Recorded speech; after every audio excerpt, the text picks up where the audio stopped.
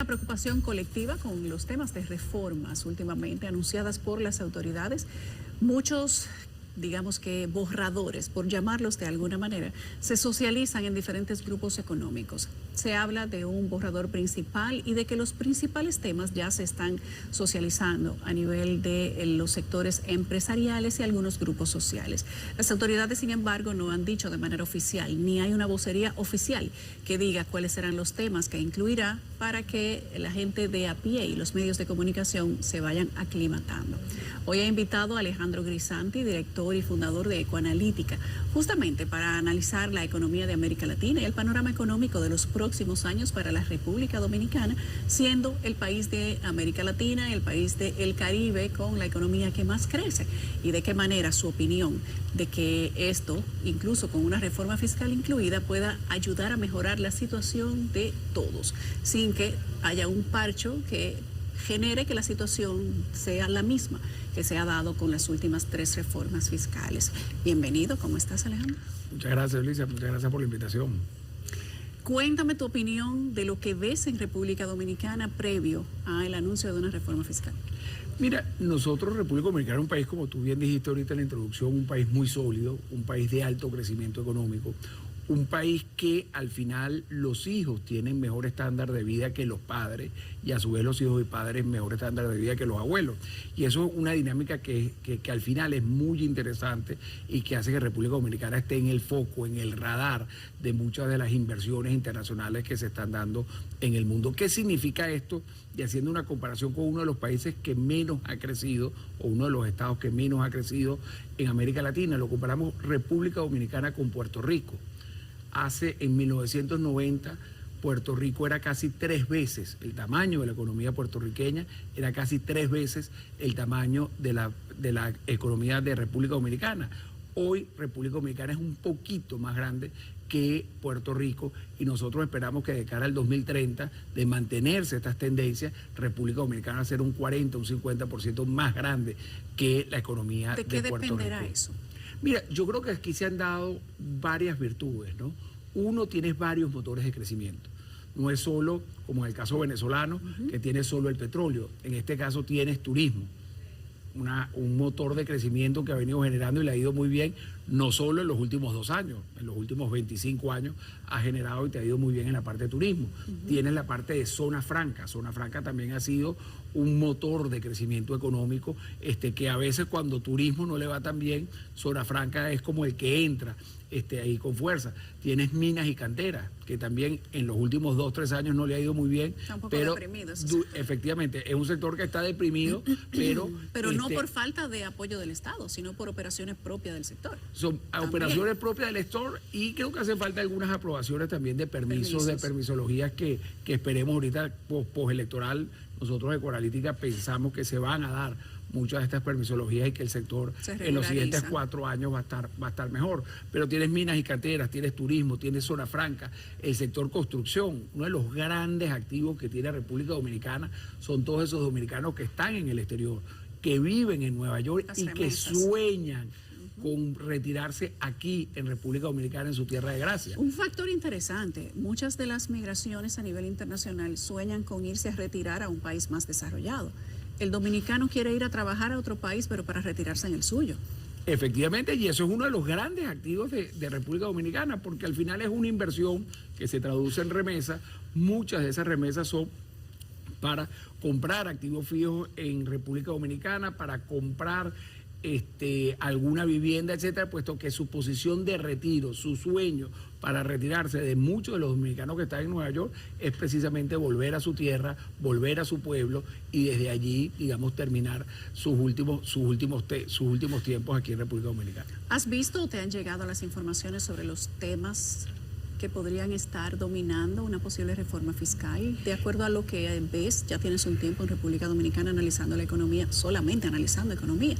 Eso tal vez te da la pericia para tener un panorama de cuáles podrían ser los posibles sectores que podrían atacarse con una reforma fiscal y cuáles los que deberían tal vez suavizarse o quitarle un poco de presión. Sí, mira, una de las cosas que hace particularmente odiosa a la reforma fiscal, sobre todo en países que tienen altos grados de desigualdad, es que siempre se establece este juego sumacero de quién paga la reforma fiscal. ¿Quién va, o sea, a dónde el Estado va a ir a meterle la mano en el bolsillo, a qué sector, a qué parte de la población lo vamos teniendo? Y lo normal, por supuesto, es que muchos de los sectores, muchas de las personas digan, bueno, mira, ya nosotros estamos pagando mucho, por favor, cóbrale a los demás. Y creo que en esa situación... Cóbrele al que no paga, ¿verdad? Cóbrale al que no paga, o comparativamente nosotros estamos pagando mucho más de lo que deberíamos poder pagar, y deberíamos tener, digamos, alguna apertura para otros sectores, ¿no? Entonces, pero eso es un juego de suma cero, que al final es cóbreme un poco menos a mí y cobre un poco más a los demás, y ahí se crean diferentes argumentos de cuál es la sociedad que queremos, cuál es, a dónde se quiere gastar, cuáles son los puntos que tenemos que estar, ¿no? Yo creo que uno de los grandes acuerdos que puede haber donde es necesaria una reforma que tiene que ver también, que va a ser muy importante para la parte de la reforma fiscal, es el sector eléctrico. Todavía en el sector eléctrico estamos hablando de casi 1.500 millones de dólares, punto y medio del PIB, que se están yendo allí en un uso muy ineficiente de esos recursos, porque al final la energía que no se cobra es la energía que se malgasta.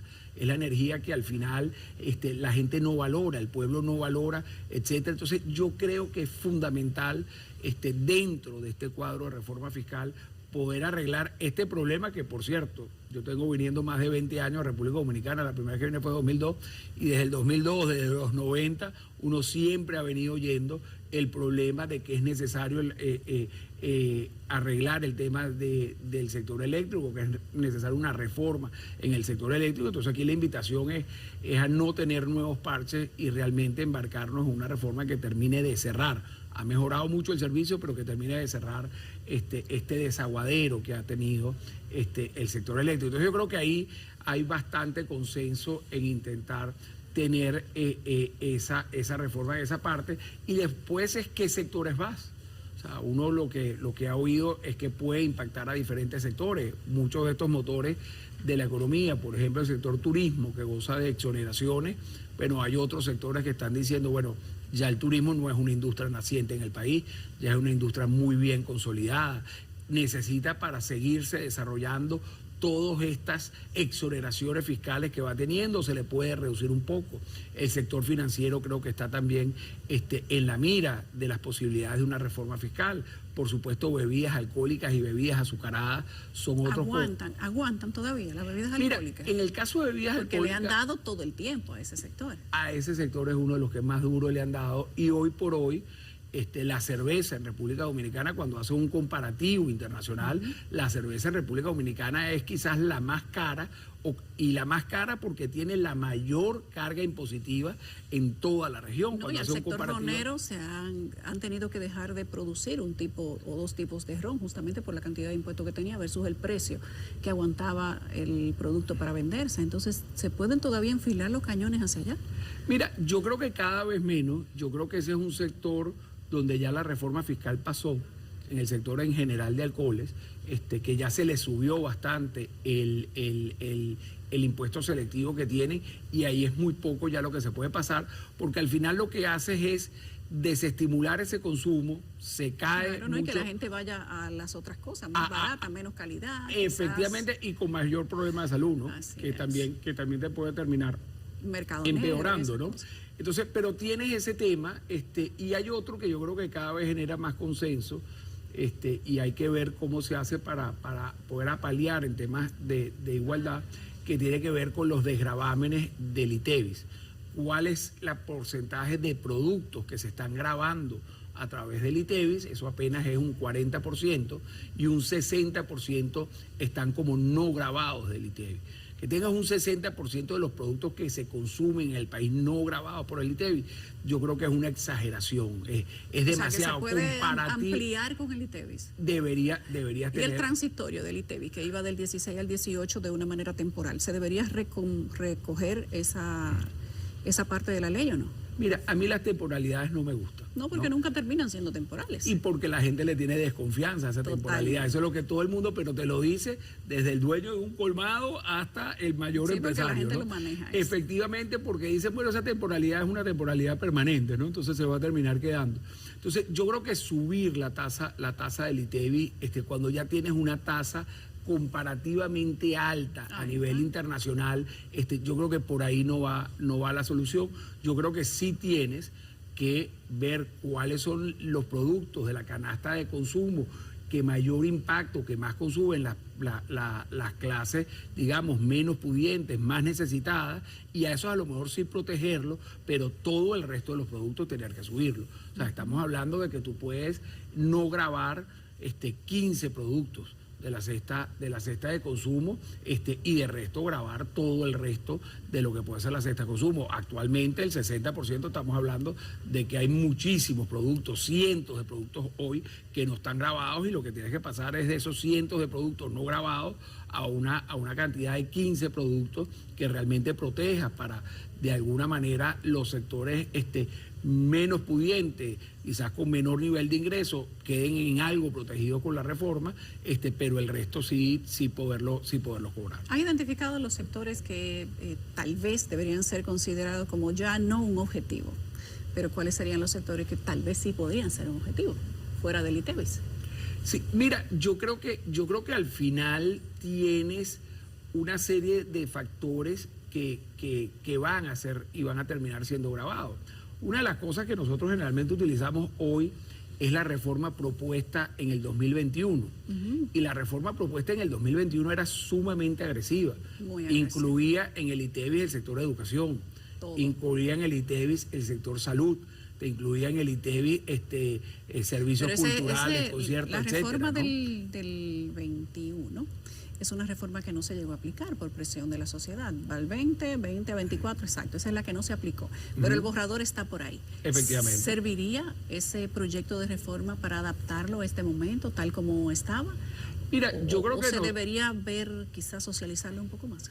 Mira, nosotros de Cuaralítica, es el último pensamiento que tenemos del actual gobierno.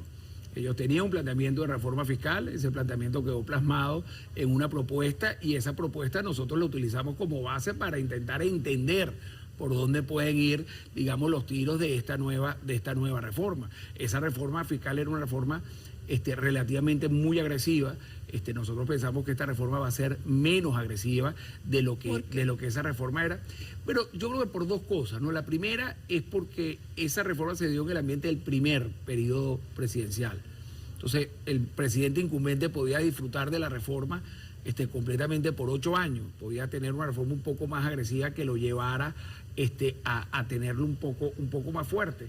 Hablamos de una reforma de casi 3 puntos y medio del PIB, que ahora lucen innecesarios, que no lucen, que hace falta para los diferentes objetivos que puede tener el gobierno. Y es un gobierno que viene en un segundo periodo ya electo, que yo creo que va a ser un poco más, va a buscar más el consenso de esa reforma fiscal con los diferentes sectores, y en esa negociación posiblemente terminemos con una reforma fiscal un poco más aguda, un poco más fuerte de lo que muchos sectores están esperando, pero nosotros estaríamos diciendo alrededor de 2 puntos y medio. ¿2 puntos y medio qué? Del Producto Interno Bruto. Estamos hablando de una reforma fiscal que busque incrementar los ingresos del Estado en 3.000 millones de dólares. Y los omisos, que según dicen las mismas autoridades de la Dirección General de Impuestos Internos, los omisos equivalen a una cantidad de dinero tan grande como el 4%. Bueno, del PIB. Mira, eso es una cantidad grande. ¿Se puede hacer una reforma basada en perseguir esta población que produce y no paga, y mejorar quizás el tema del gasto, reducción, gastos superfluos, mejorar de qué manera gasta el gobierno, y entonces poner esa parte primero y luego ver quiénes de los que ya pagan son los que van a pagar más? Mira, yo creo que 2 o 3 cosas, ¿no? Lo primero, efectivamente, hay que fortalecer siempre a través de tecnología, ciencia de datos, todas estas maravillas que tenemos, casi que inteligencia artificial ahorita, para poder hacer ese mismatch que uno puede ver en la sociedad. Nosotros tenemos claramente agentes económicos que tienen un nivel de consumo que representa un nivel de ingreso muy superior a posiblemente lo que esté pagando los ingresos. Y eso ahorita se puede a través de la ciencia de datos buscar quiénes son esas personas y buscar que esas personas paguen impuestos. Lo segundo que a mí me encanta decir es, en Estados Unidos el sector informal es muy chiquitico, Sí. pero hay muchísimos trabajadores por cuenta propia. Es decir, el que tú trabajes por cuenta propia, que tú tengas tu propio negocio, seas tú tu propio jefe, no quiere decir que eres una persona de bajos ingresos.